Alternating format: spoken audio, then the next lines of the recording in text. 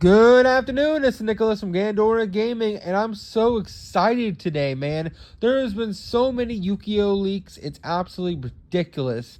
This video is going to be focusing on the new Lightsworn cards that just got released today. I would have went over them sooner, but I just got off work, and they came out literally when I turned on my work, so what can I do? We also got new Ancient Gear support, the reveal that Magistus will be getting support, which I'll make a whole video on those two decks as well, and of course, I believe Silent Force also got support a couple days ago.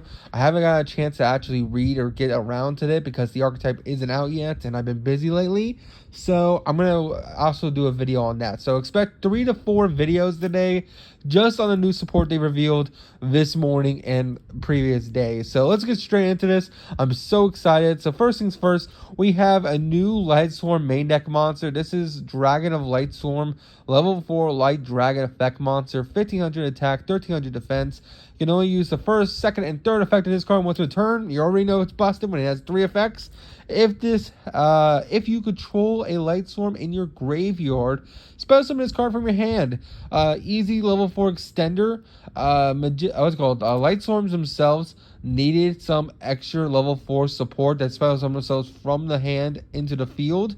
A lot of their shit's either mill reliant or just reliant on normal summons. So the fact that this card says, hey, have a Lightsworn engraved, spell summon it, is absolutely insane.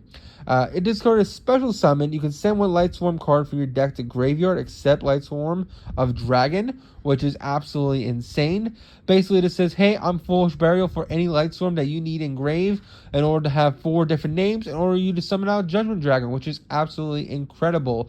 Not to mention, I believe Wolf and I believe the other level 4 tuner girl Lightsworn, if they're sent from deck to grave by card effect, they spell summon themselves. I think the girl requires a monster descendant, so the fact that this kind of triggers it is really, really good.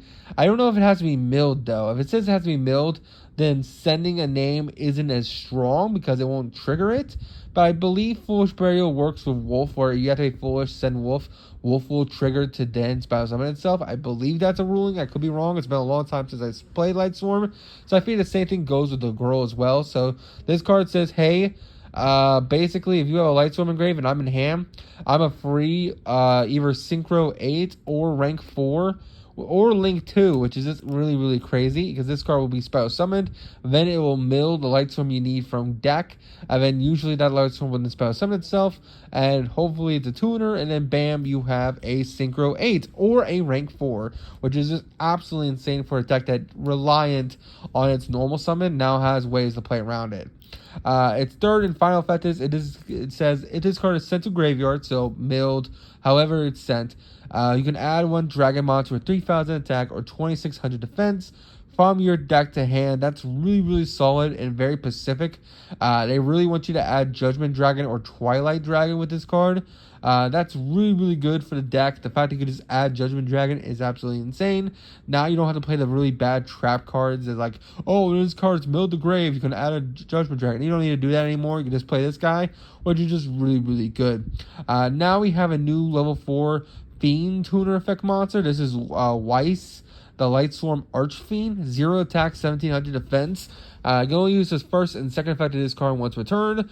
This card says you can place one other Lightsworn card from your hand on top of the deck, spell summon this card from your hand, then send the top 2 cards from your deck to grave. That's a really, really strong first effect. This card basically says, hey, as long as you control another Lightsworn, you can spell summon this card from your hand, put that Lightsworn on top of the deck, then mill this card and another card, which is really, really good. So the idea of that is that, let's say you have Wolf on field, you can literally go activate her effect, spell summon itself by returning the Wolf back to the top of the deck, mill the Wolf, Wolf spell summon itself. So really you got 2 bodies for free and an extra mill, which is just really, really good. The second effect of this card says, if this card is sent from deck to grave, target 1 Lightsworn monster in your graveyard except himself, spell summon it, which is absolutely insane. Basically what this card says is, hey, I will reborn a Lightsworn and put another body on field however you like. If I'm milled, I'm putting a body on field. If I'm spelling something with my own effect, I'm putting a body on field. If not, maybe 2 bodies on field. That is really, really strong and really, really good in general. Now we have a new fusion monster. This is the Enlightenment Dragon. I wish the clarity of the images was just a little bit better, but what can you do? This card is a level 10 Light Dragon Fusion Effect monster. 3,000 attack, 3,000 defense. It requires Judgment Dragon and Punishment Dragon, which is the Twilight Dragon boss monster, which kind of sucks because the Twilight cards aren't good, but maybe the new support makes them good. It must be special summoned by banishing the above cards from field or grave, one from each, so it has to be one from field and one from grave.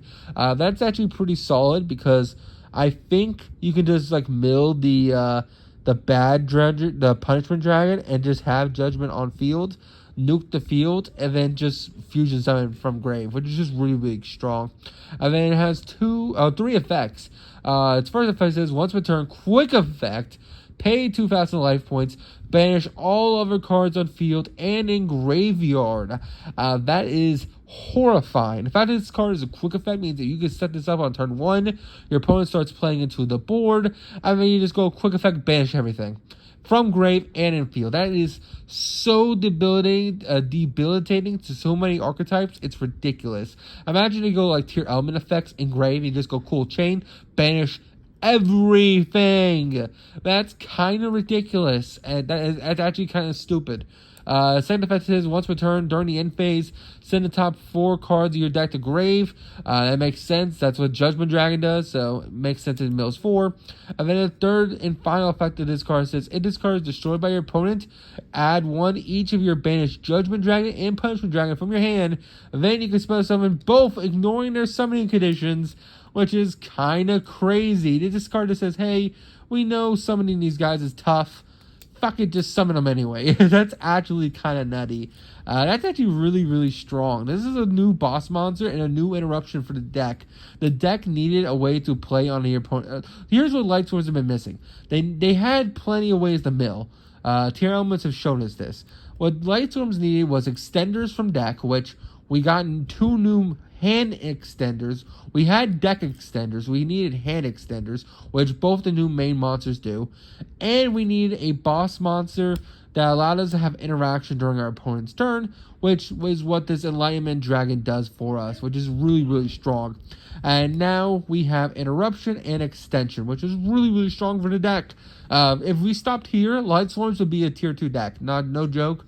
Lightsworms have so much going for them right now with like all the new mill support that honestly this would put them as a tier 2 deck. But we even have more cards, so we're not even done yet.